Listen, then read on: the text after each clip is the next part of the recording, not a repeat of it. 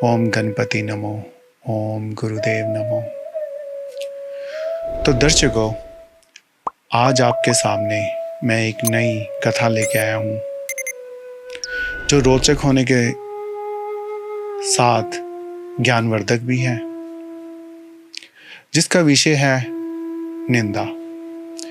निंदा एक ऐसी चीज है जो कि हर कोई निंदा इसमें लगा हुआ है। कहीं 4 लोग इकट्ठे हो गए तो निंदा शुरू हो गई। किसी क्लब में चले जाओ, किसी पार्टी में चले जाओ, किसी भी गेट टुगेदर में चले जाओ, जहां 2, 3, 4 लोग इकट्ठे हो गए तो एक दूसरे की निंदा करनी शुरू हो गई। कभी कभी तो लगता है हमें निंदा के अलावा कोई और बात करना आती ही नहीं। कभी सरकार की निंदा, कभी किसी पॉलिटिकल पार्टी की निंदा, कभी किसकी निंदा। परंतु जब हम अपने शास्त्रों की तरफ नजर मारते हैं तो हमें पता लगता है कि निंदा करना एक शास्त्रों में पाप बताया गया है। तो आज की कथा एक यही कोशिश है कि हम निंदा से बचें। तो आज की कथा मैं स्टार्ट करता हूँ। ये वेद व्यास जी के समय की कथा है। उस समय एक राजा था जिसका नाम था अजमर। उसका नियम था कि वह सुबह उठकर दोपहर तक कोई भी उसके दरबार में आता था तो उसको मन मांगा दान देता था। तो आज तक उसके कोई दरबार से खाली नहीं गया था। तो दूर दूर तक उसकी ख्याति थी। तो एक बार एक साधु महाराज सांझ के समय उसके दरबार में आए तो सिपाही से पता लगा इस वक्त तो राजा अपने घोड़ों के अस्तबल में है। तो साधु महाराज जल्दी में थे तो उन्होंने सोचा कि वहीं जाकर राजा से विनती की जाए।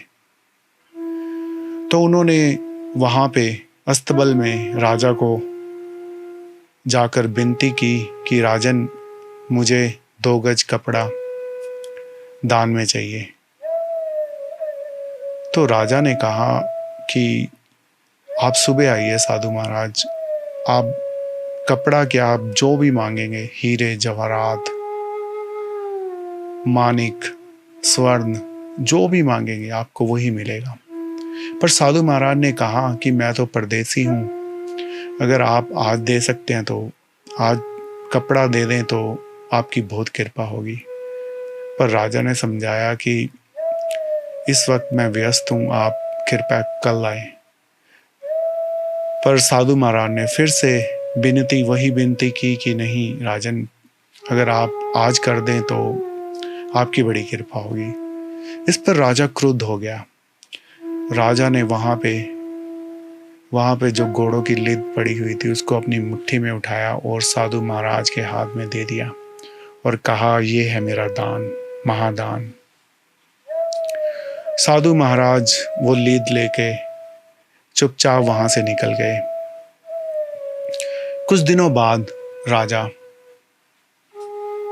अपने घोड़े पे कहीं पे जा रहा था तो उसने देखा एक महाभयंकर पहाड़ उसके राज्य की सीमा के पास खड़ा हुआ है, वो भी लिद का पहाड़ जिससे दुर्गंध आ रही है। तो राजा बड़ा परेशान हुआ। तो उसने आस पास पूछने की कोशिश की, किसी को उसके बारे में कुछ मालूम नहीं था। तो वहां पे एक साधु थे। तो उसने राजा ने साधु से पूछा कि आपको कि ये पहाड़ जो लिद का पहाड़ पहले तो यहाँ पे नहीं था, ये कहाँ से आया? तो इस पर साधु महाराज ने कहा, राजन, आपने मुझको पहचाना, मैं वही साधु हूँ जिसको आपने जो 1 मुट्ठ भर कर लीद दान में दी थी। और दान का तो कानून है राजन कि वो कई हजार करोड़ गुना होकर वापस मिलता है।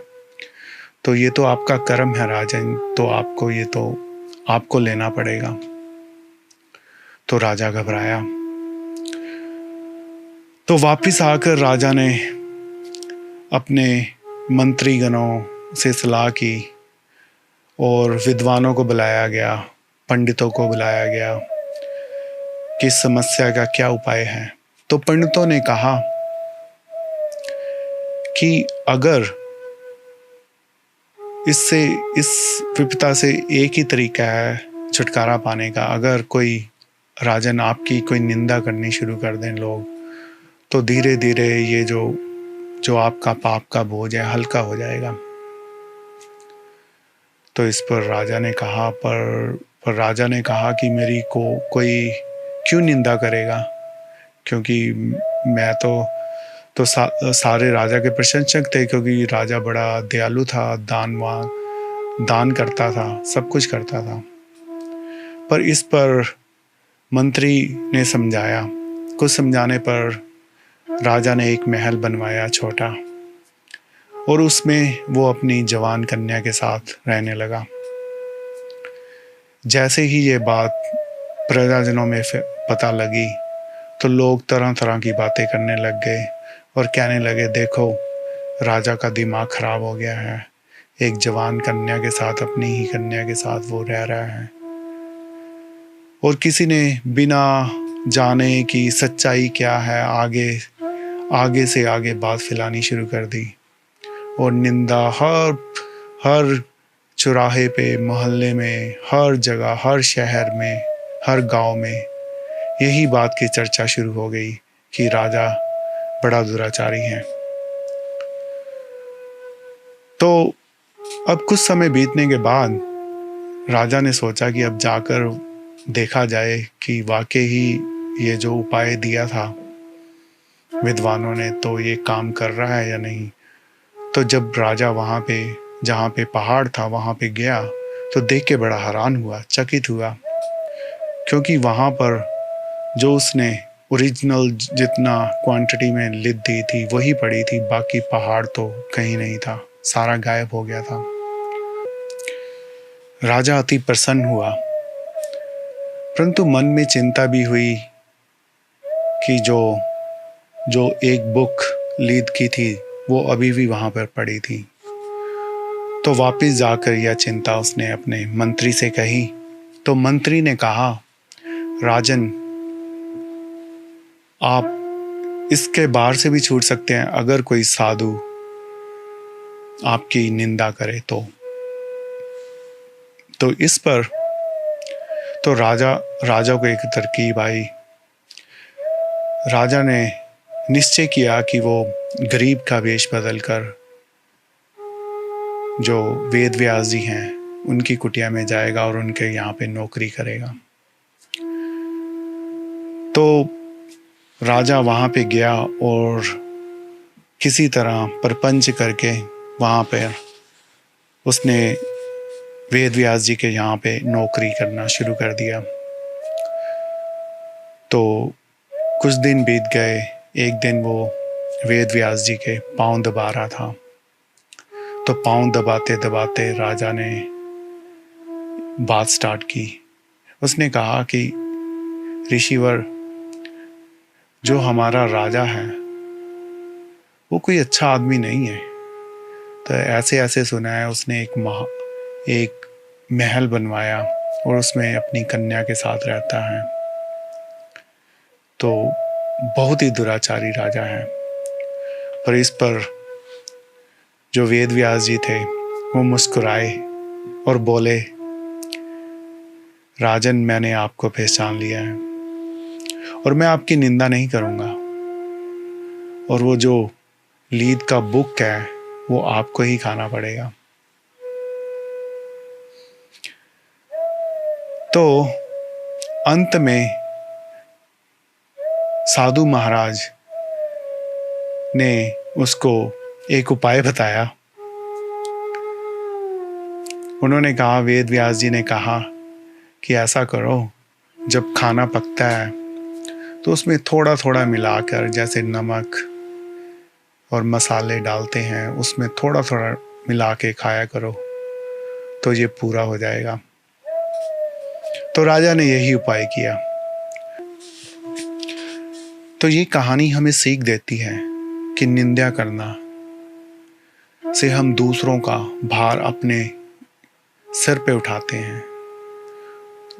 दूसरों के दुष्कर्म अपने सिर पे उठाते हैं, जिसमें कोई बुद्धिमत्ता नहीं है। तो हमें निंदा से दोस्तों बचना चाहिए।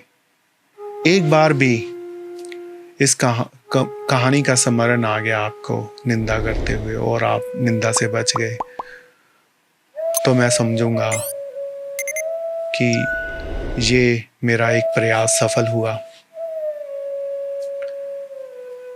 तो ऐसे ही दोस्तों आज की कहानी यहीं ख़त्म होती है।